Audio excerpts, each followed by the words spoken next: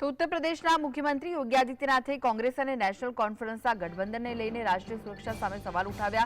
ઉપરાંત તેમણે રાહુલ ગાંધીને કેટલાક સવાલ પૂછ્યા. યોગી આદિત્યનાથે કોંગ્રેસ નેતા રાહુલ ગાંધીને પૂછ્યું કે શું તેમની પાર્ટી ફરી જમ્મુ કાશ્મીર માટે અલગ ધ્વજની ઘોષણાને સમર્થન કરશે. શું જમ્મુ કાશ્મીરમાં 370 ફરીથી લાગુ કરવા માંગે છે.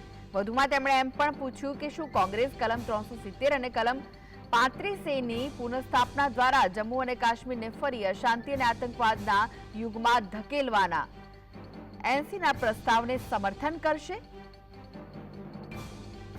क्या राहुल गांधी और कांग्रेस पार्टी धारा 370 और आर्टिकल 35A को वापस लाकर जम्मू कश्मीर को फिर से अशांति और आतंकवाद के युग में धकेलने के जम्मू कश्मीर नेशनल कॉन्फ्रेंस के घोषणा का समर्थन करती है?